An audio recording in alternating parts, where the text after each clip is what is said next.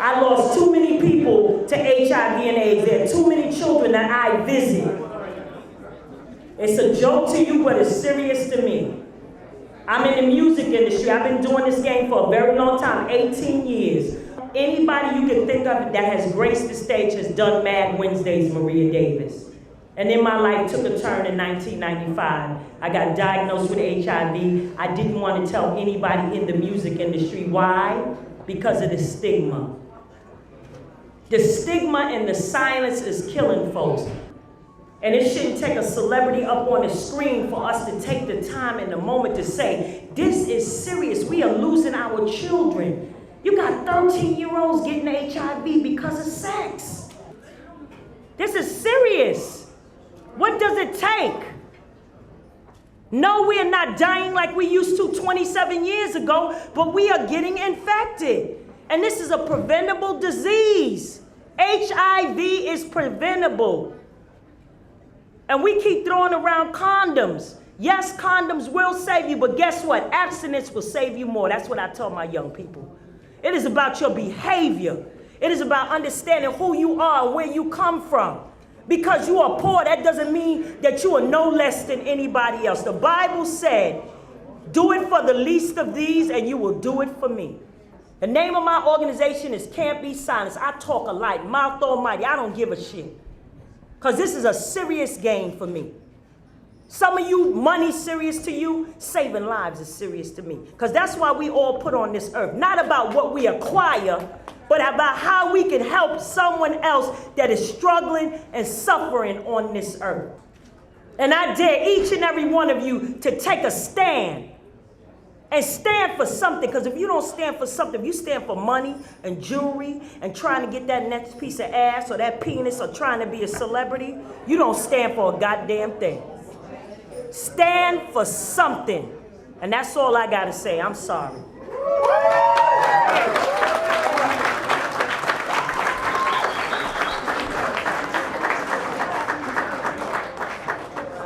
You know, this is a moment for us here to give thanks for our blessings and to be able to really think about what other people are going through in our global family, our human family, the family that we're all actually descendant from.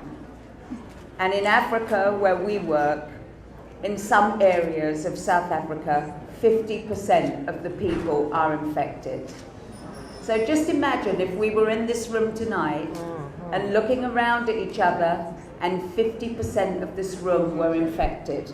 And think about what it would be like if 50% of this room had children and loved ones and brothers and sisters, and they too were infected but couldn't access the drugs that we in the West take for granted.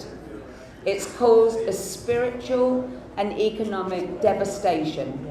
There are children living in Africa today that are raising their families at the age of 8 years old because their father died in front of them, then their mother died, then maybe they went to an aunt, then the aunt died, then maybe they went to their grannies, then the grannies died, and they were left to fend for themselves.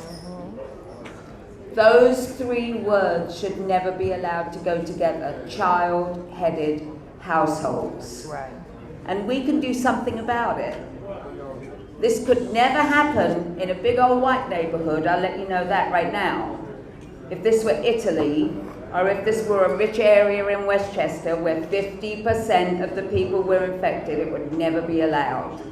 So we all have to stand up and realize that there are mass deaths via complacency happening in Africa and in many parts of our world. But we can help. Keep a Child Alive provides the life-saving antiretroviral drugs, surrounding care, love and respect for our people. And we also take care of AIDS orphans who have no one but us to help them. So it's a really important issue. It will get you if we don't pay attention, because ultimately, if 28 million Africans are dead, it's going to affect us one way or another at some time soon. 13 million children are orphaned. from AIDS alone in Africa. It's big. It's the worst health crisis in human history. We are very, very grateful to Carifest and to everyone involved with it and all the artists who are all fantastic. You can call me Lee Scratch Blake from now on. And it's just an amazing thing what you're doing, and we're really, really thrilled about it. And you know, it's something that we can really do something about. What can be better for any of you than giving less than $1 a day, which you spend on junk, let's be real, Yes. to give life back to a mother for her child, to give a child its mother back, to give that woman those drugs that allow her to go out and get a job and, you know, live for 25 extra years, and during that time, while that woman's alive and healthy, a cure will come along, because these drugs are miracle drugs.